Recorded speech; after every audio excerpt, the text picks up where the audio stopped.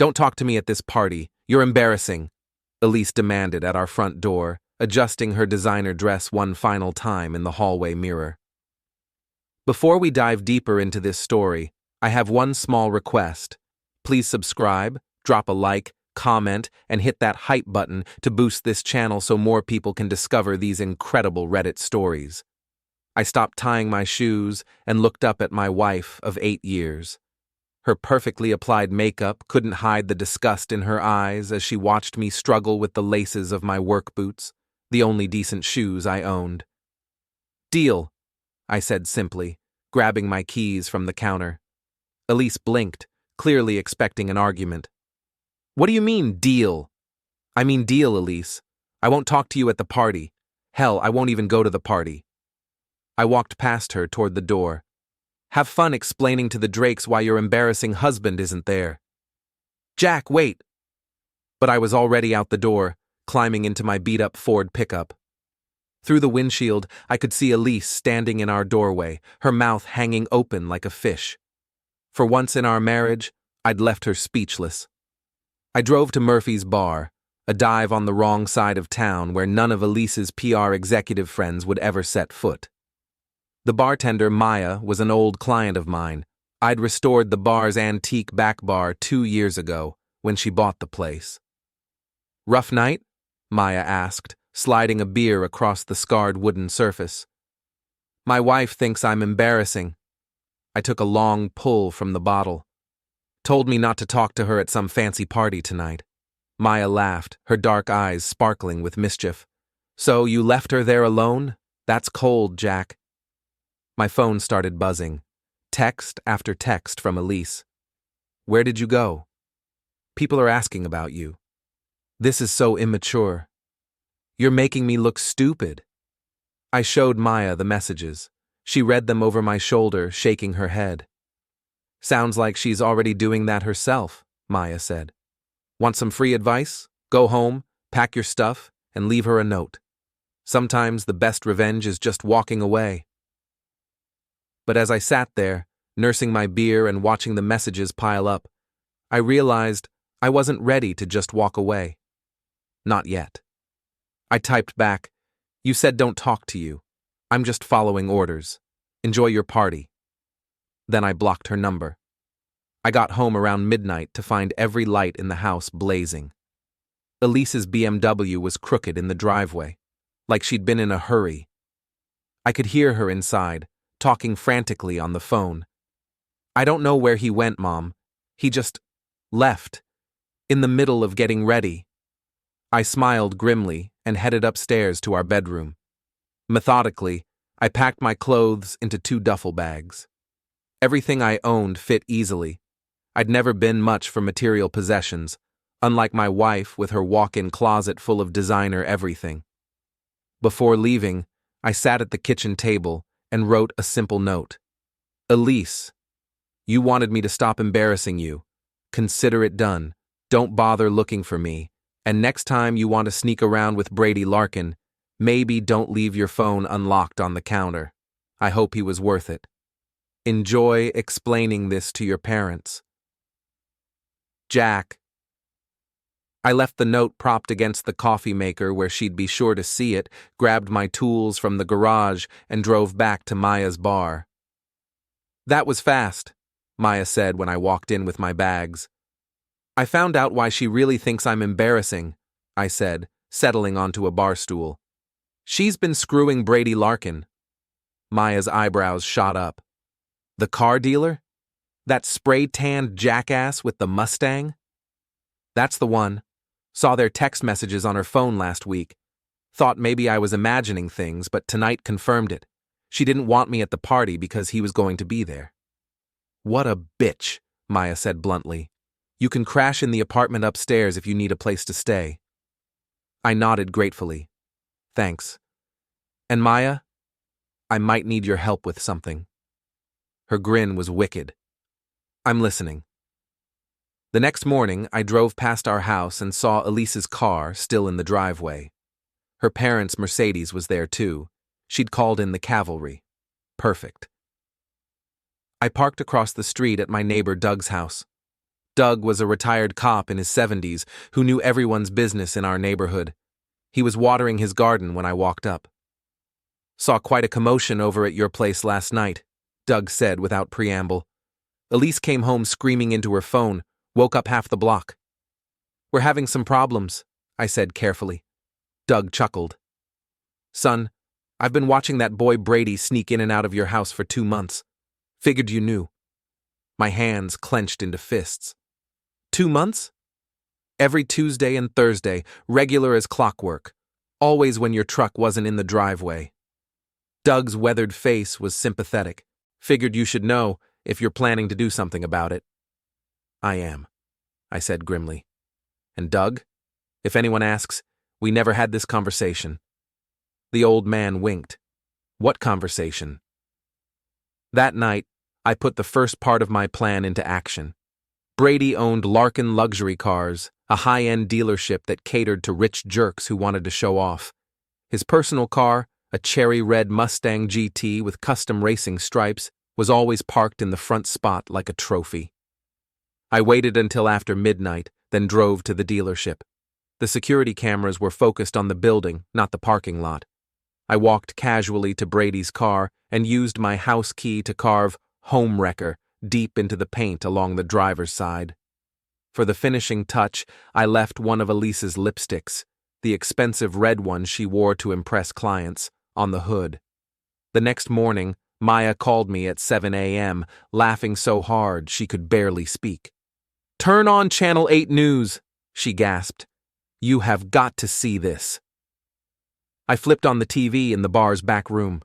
The local morning show was doing a story about vandalism at local businesses. There was Brady, standing next to his ruined Mustang, his spray-tanned face purple with rage. "This is clearly the work of a jealous ex-girlfriend," Brady was telling the reporter. "Some women just can't handle rejection." I nearly choked on my coffee. The reporter, a sharp-eyed woman in her 40s, wasn't buying it. "So you think this was done by a woman you dated?" she pressed. Brady's confidence wavered. "Well, I mean, it could be anyone, really. I'm a successful businessman. People get jealous." The camera zoomed in on the word "HOMEWRECKER" scratched into the paint. Even on TV, you could see how deep the letters went. "That's some serious rage," the reporter observed. "Any idea what might have motivated this?" Brady stammered something about crazy women and business rivals, but he looked like a man who knew exactly what he'd done wrong. My phone rang. Maya again. "Please tell me you're watching this," she said. "Oh, I'm watching. And I'm just getting started." That afternoon, I drove to Elise's office building downtown. She worked for Morrison & Associates, a mid-sized PR firm that handled local politicians and small businesses. The lobby was all glass and chrome, designed to impress clients with more money than sense. I walked up to the reception desk carrying a cardboard box. "I need to drop this off for Elise Callahan," I told the young receptionist. "Are you her husband? She's been trying to reach you." "Not anymore," I said loudly enough for the handful of people in the lobby to hear. "Just give her this box of her stuff. Tell her I found the rest of her things at Brady Larkin's place." The receptionist's eyes went wide. "I'm sorry, what?" "Brady Larkin. You know, the car dealer? The one whose Mustang got vandalized last night?" I set the box down with a thump. Funny thing about cheating wives, they always leave evidence behind.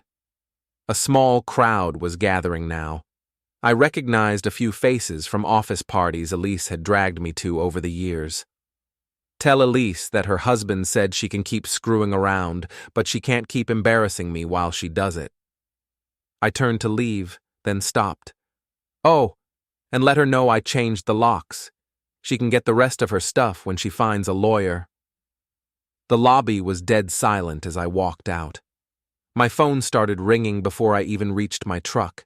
Not Elise, I'd blocked her number, but Morgan, her best friend and partner in social climbing. "Jack, what the hell are you doing?" Morgan's voice was shrill with panic. "I'm done being embarrassed by my cheating wife," I said calmly. "She wanted me to stop talking to her? Fine. But I never agreed to stop talking about her." You're ruining her career. She ruined our marriage. Seems fair. I hung up and drove back to Murphy's bar, where Maya was waiting with a beer and a grin. So, she said, sliding the bottle across the bar, what's phase 2? Phase 2 came together beautifully over the next week. Maya, it turned out, had a talent for social media investigation. Within hours, she'd found Elise's Instagram, Facebook, and even her private email account. Your wife isn't very creative with passwords, Maya said, showing me Elise's phone screen. She uses the same one for everything, Brady 2023. The messages we found were worse than I'd imagined. Months of explicit texts, photos I never wanted to see, and worst of all, conversations where Elise mocked me to Brady and her friends. Jack's so clueless. He actually thinks I'm working late. I told him not to talk to me at the party. He's so embarrassing around successful people. Brady's everything Jack isn't. Ambitious, wealthy, knows how to treat a woman. But the real goldmine was a group chat between Elise, Morgan, and 2 other women from her office. They'd been planning this affair for months, treating it like some kind of game. Look at this, Maya said, pointing to a message from 3 weeks ago. Morgan's the one who suggested Brady. She set the whole thing up. I screenshotted everything and sent it all to Doug's email address. If this went to court, I wanted an independent witness who could testify about when the evidence was discovered. Then I printed out the worst messages and photos and mailed them to Elise's parents. The explosion came 2 days later. I was working on a cabinet restoration in Maya's back room when Doug called. Boy, you better get over here, he said, barely containing his laughter. Your wife's parents just pulled up and they do not look happy. I walked across the street and positioned myself behind Doug's hedge where I could see our front door. Elise's father, a stern man who'd never liked me but had at least been polite, was standing on the porch holding a manila envelope. Her mother was crying. When Elise opened the door, her father threw the envelope at her feet. You disgust me, he said, his voice carrying across the yard, 32 years old and acting like a teenager. Daddy, I can explain. Explain what? That you've been cheating on your husband and bragging about it to your friends? That you've been lying to us for months? Elise's mother finally spoke up, her voice shaking with rage. We raised you better than this. Your father and I are ashamed to call you our daughter. It's not what you think. It's exactly what we think, her father snapped.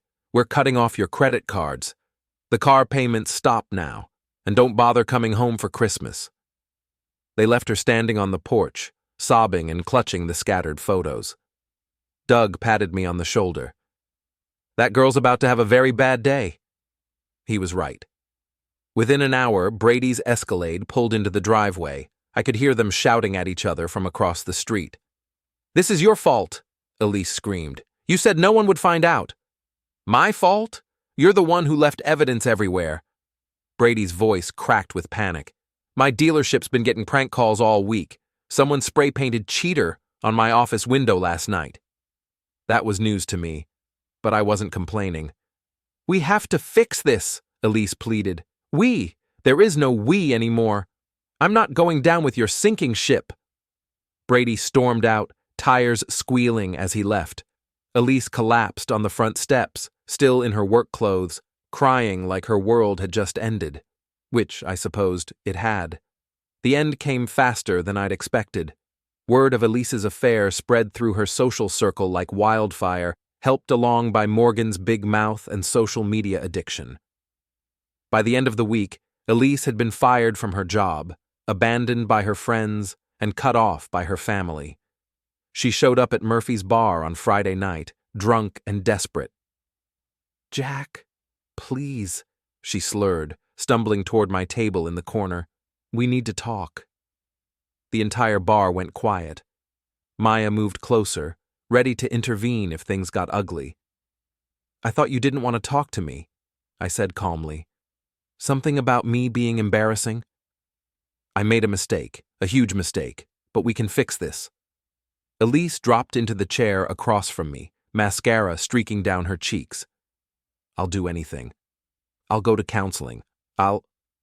You'll what? Stop cheating? Stop lying? Stop treating me like garbage?" I leaned back in my chair. "Elise, you called me embarrassing in front of our house, in front of our neighbors. You told your boyfriend I was clueless. You planned this whole thing with your friends like it was some kind of joke. How do you know about—" She stopped, realization dawning on her face. "You went through my phone. I didn't have to. You left it unlocked on the counter, remember? All those sweet messages to Brady were right there on the screen." Elise looked around the bar, suddenly aware that everyone was watching. "Can we please do this somewhere private?" "Why? Are you embarrassed?" I smiled coldly. Funny how that works. She started crying again, ugly sobs that shook her whole body. "Please, Jack. I have nowhere else to go. My parents won't talk to me. I lost my job. Brady won't even answer my calls." That's what happens when you burn every bridge you've got. I stood up and dropped a 20 on the table. "You wanted me out of your life, Elise. Congratulations. You got exactly what you asked for." I walked toward the door, then stopped and turned back. "Oh, and Elise? Next time you want to cheat on your husband, maybe don't do it in his own house. Doug's been watching Brady sneak in and out for months. The whole neighborhood knows." The bar erupted in whispers and laughter as I walked out into the cool night air. Maya followed me outside. That was brutal. She earned it. I looked back through the window at Elise, still sitting at the table, surrounded by strangers who now knew her whole story. You know what the funny thing is? She was right about one thing. "What's that?" I was embarrassing her, but only because she was embarrassed by the truth, that she married a decent man and threw it all away for a spray-tanned car salesman with a fancy watch. Maya laughed. "So what now?" "Now I file for divorce, sell the house, and start over somewhere new." I looked up at the stars, feeling lighter than I had in months. Turns out, when you stop caring about embarrassing people who don't respect you, life gets a lot simpler. 3 months later, I was living in a small town in New Hampshire, running my own furniture restoration business. I heard through Doug that Elise had moved back in with her parents and was working at a chain restaurant, trying to rebuild her life from scratch. Brady's dealership had gone under after the scandal drove away his wealthy clientele. Apparently, rich people don't like buying cars from men who can't keep their personal lives private. As for me, I was doing just fine. Better than fine, actually. I'd learned something important that night at the party. Sometimes the best revenge isn't getting even. Sometimes it's just walking away and letting people face the consequences of their own choices. "Don't talk to me at this party, you're embarrassing," she'd said. "Deal," I'd replied, and it was the best deal I ever made.